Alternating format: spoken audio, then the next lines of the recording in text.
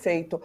Horta, sobre pesquisas eleitorais. Então, a gente tem BTG Pactual FSB hoje, né, mostrando ali.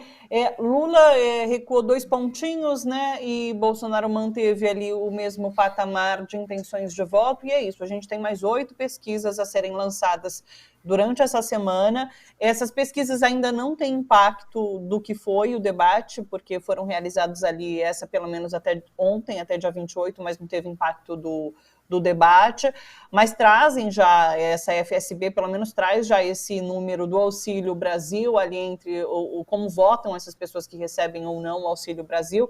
Qual a expectativa que você tem em relação a pesquisas eleitorais daqui para frente, essas que podem sair inclusive essa semana também?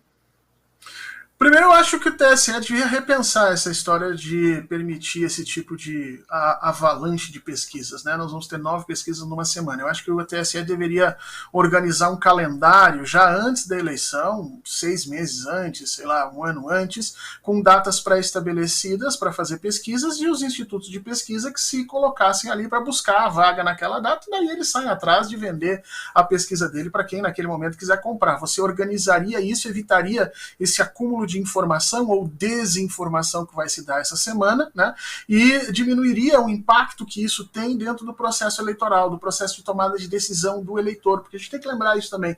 Uma pesquisa não é simplesmente uma medição de febre, você também induz movimentos eleitorais ali que precisam ser pensados nessa situação. Então acho que a TSE devia pensar um pouquinho nisso.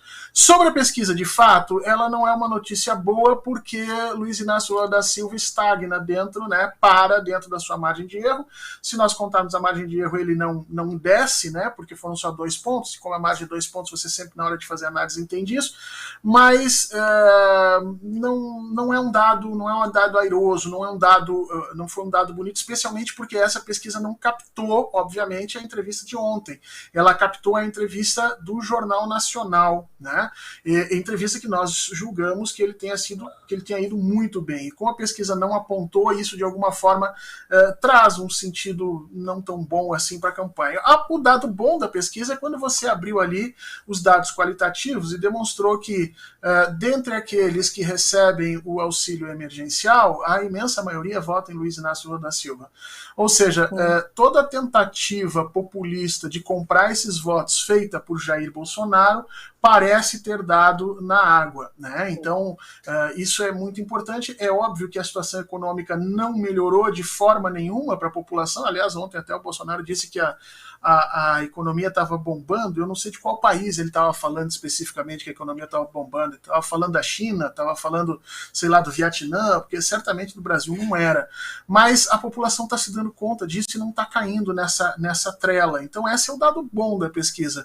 Vamos ver como é que isso se desvela ao longo da semana. Eu tenho a impressão que Simone Tebet deve ganhar alguns pontinhos aí. Eu espero que ela ganhe pontinhos em cima de outros candidatos, porque se ela ganhar pontos em cima dos indecisos, vai ficando mais difícil a gente vencer no primeiro turno.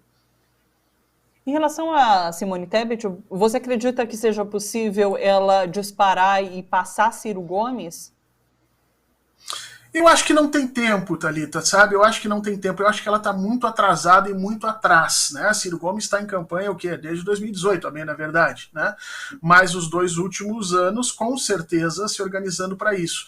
Se ela tivesse tempo, ou seja, se ela tivesse tempo e se ela tivesse conseguido arregimentar o apoio do próprio partido, que é muito engraçado nessa eleição, todo mundo fala em unir o Brasil, todo mundo quer acabar com o ódio, terminar com a polaridade, mas não conseguem apoio dos próprios partidos. Quer dizer, o PDT está insulado, não consegue apoio de lugar nenhum, inclusive no Ceará jogou a governadora Isolda Sela para escanteio, e a própria Simone Tebet, ela esquece que efetivamente o MDB foi parte dos governos Lula, parte para uma quebradeira de pontes de um jeito absurdo e não consegue o apoio de 11 candidatos a governador do MDB para a sua campanha. Então, acho muito difícil, ela não tem uma unidade do partido e ela não tem tempo para fazer isso. Agora, aí veja como é importante, como foi importante o debate passado e como talvez essa estratégia tenha sido mal pensada, porque apesar dela não ter chance nenhuma nesse processo todo, a única coisa que ela pode fazer é prejudicar Luiz Inácio Lula da Silva, né?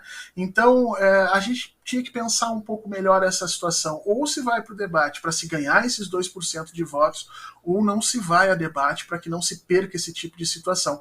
Porque esse debate só teve alguma visibilidade exatamente porque Lula e Bolsonaro estavam lá. Se um dos dois tivesse faltado, certamente isso não teria acontecido dessa forma.